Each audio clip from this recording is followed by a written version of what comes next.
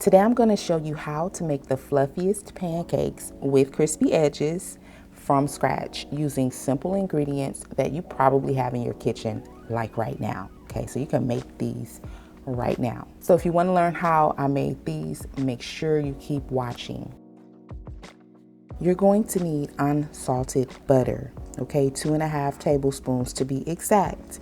Melt this first so that it can cool down while you prep the other ingredients. In a large or medium-sized bowl, measure out 1 cup or 120 grams of all-purpose flour. If you are not using a scale, be sure not to pack your flour into your cup or you will over-measure your flour. Now to this, you will add 2 teaspoons of baking powder, 1/4 teaspoon of salt, 1/8 cup of sugar. I used raw cane. If you don't have this type, then use granulated sugar.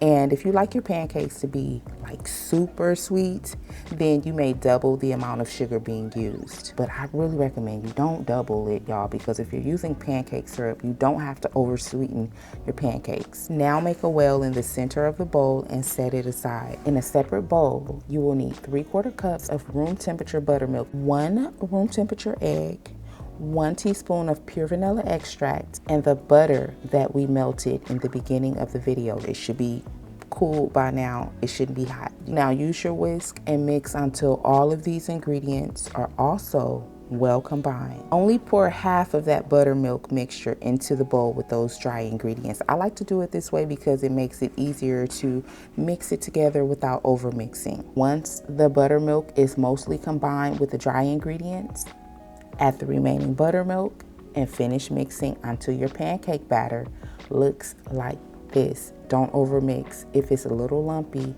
that's okay. Okay, so now let this sit while you heat up your skillet. You may use oil or butter if you like. I like to do oil because oil will ensure crispy edges. So use whatever fits you here.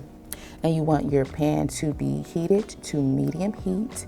And you'll need to cook until your pancakes reaches your desired doneness, okay? So if you like light-skinned pancakes, if you like them brown, or if you like them dark, it's really up to you. So this part here is pretty simple.